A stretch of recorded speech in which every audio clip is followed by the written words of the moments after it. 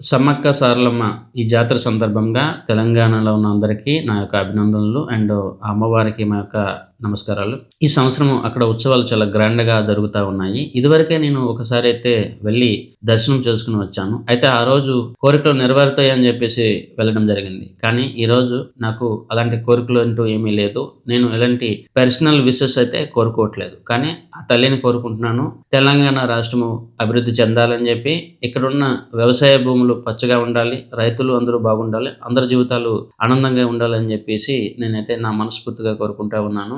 కొన్ని కారణాల వల్ల నేను అక్కడికి వెళ్ళలేకపోయాను. కానీ తెలంగాణకి, దేశానికి ఎంతో ప్రసిద్ధి చెందిన ఈ జాతర సక్సెస్‌ఫుల్ అవుతా ఉంది. అండ్ అమ్మ యొక్క ఆశీస్సులు అందరికీ ఉంటాయని చెప్పి నేనైతే ఆశిస్తా ఉన్నాను. అండ్ మీరు కూడా ఆ తల్లిని మీరు కూడా మీకోసం కాకుండా రాష్ట్రం బాగుండాలి, సమాజం బాగుండాలని చెప్పి కోరుకుంటారని ఆశిస్తా ఉన్నాను. మరోసారి మీ అందరికీ సమ్మక్క సారలమ్మ జాతర సందర్భంగా మా యొక్క శుభాకాంక్షలు. ఆ తల్లి దీవెనలు మనందరికీ ఉంటాయని చెప్పి ఆశిస్తా ఉన్నాను.